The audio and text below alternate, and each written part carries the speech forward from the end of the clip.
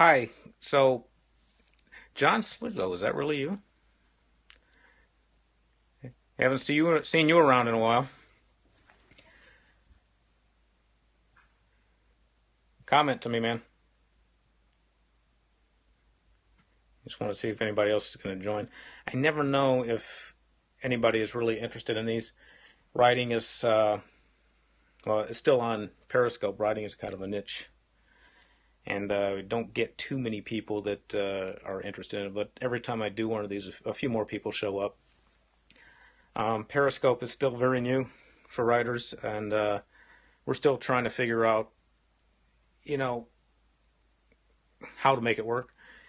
We tend to be very introverted, but I do a podcast called Teen Writers Publish, and obviously I'm not a teenager, but I like to encourage teenagers and young writers to take writing seriously as a career. Um, when I was a kid in a very long time ago, in a place called the 1980s, uh, I wrote my first story, and of course, having grown up with Stephen King by that point, I was writing horror, and and my English teacher loved it and read it to the class and all that. And then somehow I never got back to it.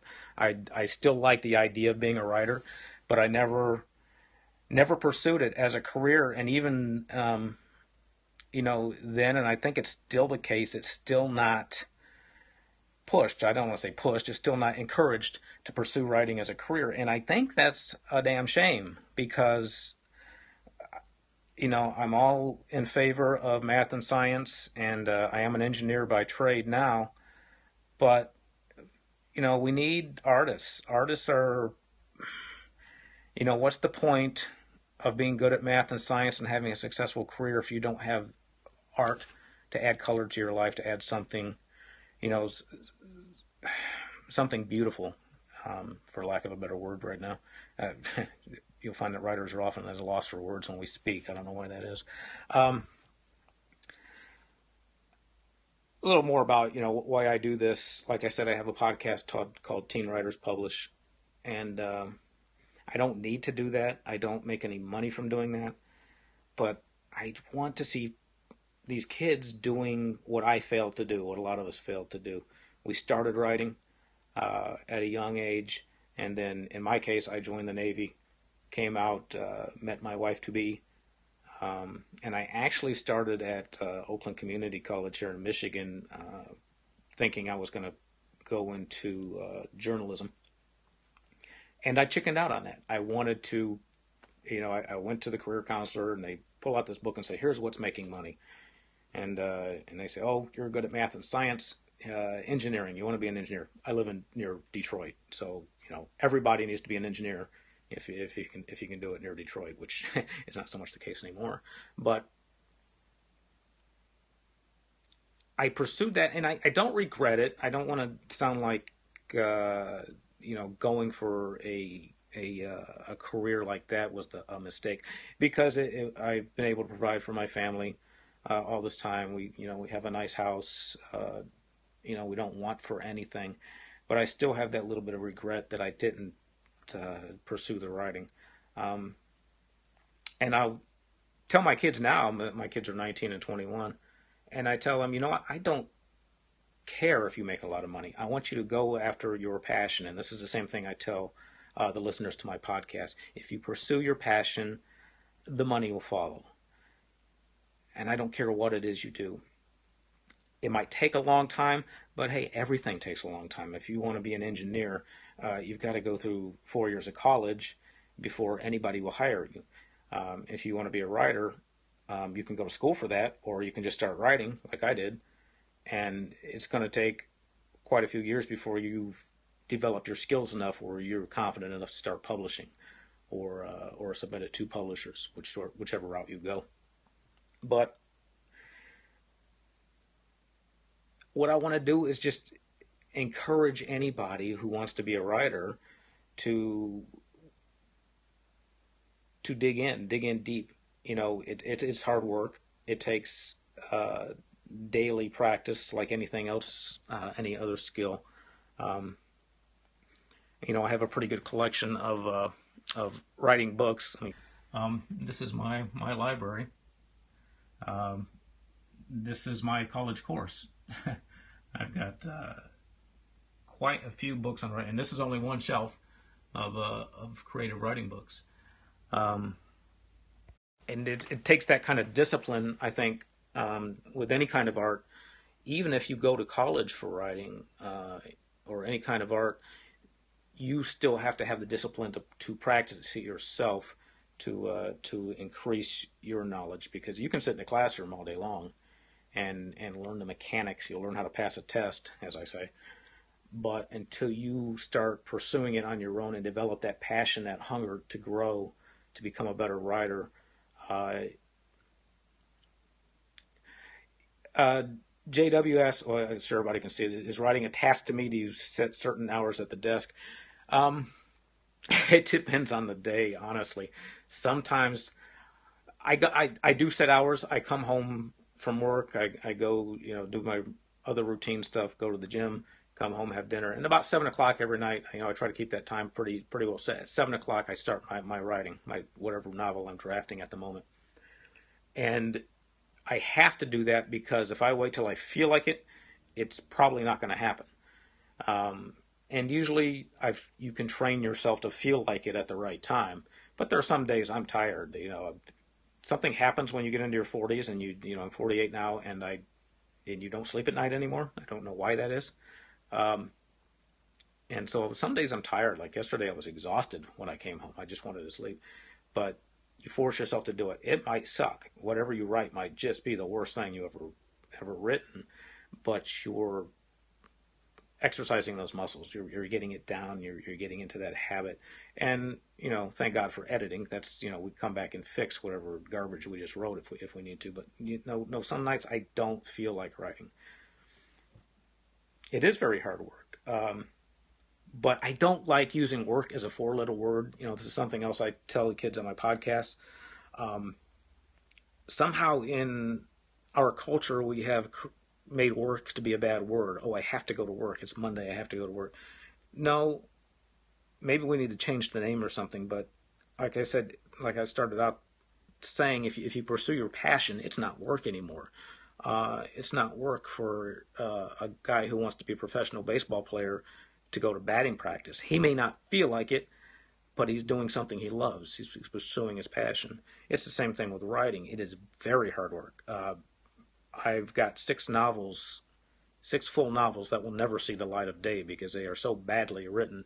I wouldn't dare publish them, or I have, back in the day I did submit them to traditional publishers and got the usual rejection letters, which got friendlier over time. The better you get, the better your rejection letters get. Um, but don't jump into this if there's anybody wanting to get into writing that thinks they're just going to, you know, express themselves artistically and the whole world's just going to jump on it. It doesn't happen that way. A lot of people don't want to accept when they start out that art requires any kind of training, I don't know if they feel like it's limiting them if they have to learn certain techniques or in writing a story structure or anything like that. But that's not the case. The best way I can explain it, again, going back to the sports analogy, you learn to enjoy playing the game when you've spent so many hours practicing that you can't mess up anymore. The guy going to batting practice in the batting cage every day, he'll spend hours a week in the batting cage, and then when he steps out of the field, he enjoys the game now because he's perfected it. He perfected that function of it. Same thing with writing. Yes, there's the artistic freedom that you enjoy, but once you learn the rules, and there are rules, you enjoy it more. And you can tell through your own writing that as you improved, how much better it was than when you first started. Everybody writes their first novel, and they think it's the greatest thing that's ever been written. I did. I wrote my first novel, and this is going back now. I think that was 15, probably close to 20 years, I want to say now. And and I spent a lot of time on it. And I went to a writers' conference and had a meeting with an editor. It turned out to be an editor assistant. And my apologies to all the young ladies who are listening, but this girl was probably, you know, to me she looked like she was about 18, but she was probably 25, 26 by then. And she just hammered me. Here I am, in my late 30s at the time.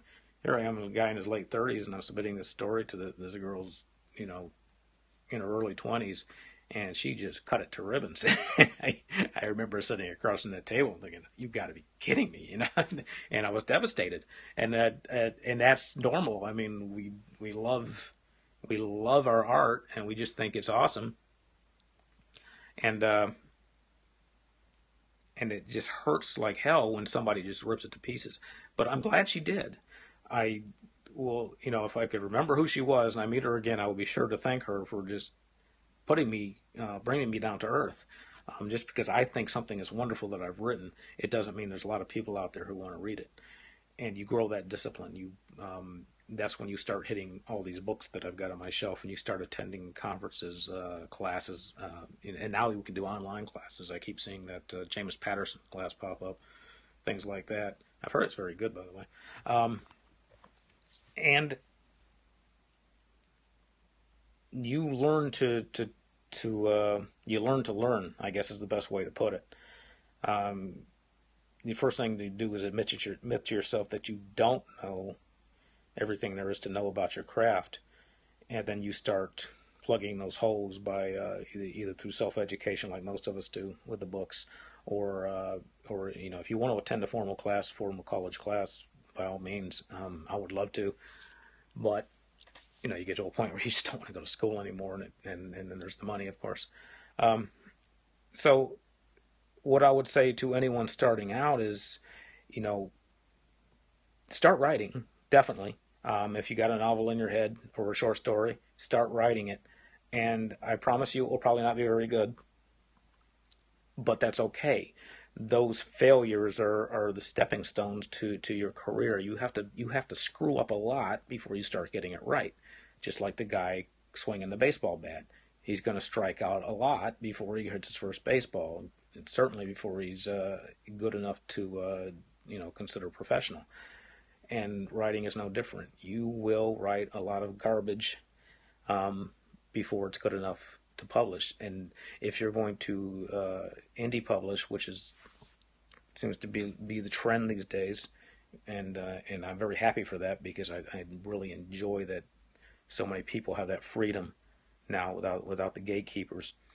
But the problem is a lot of them aren't very good at disciplining themselves. Hey, thanks, JW. Be sure to follow me. I'm going to do more of these. You have to be self-disciplined enough to know when your writing is good enough to publish. And don't count on just yourself. Let other people see this. And get into critique groups. Go to places like Wattpad. Post it there. See what kind of feedback you get. But that's my advice for anybody starting out. Understand it's going to be hard work.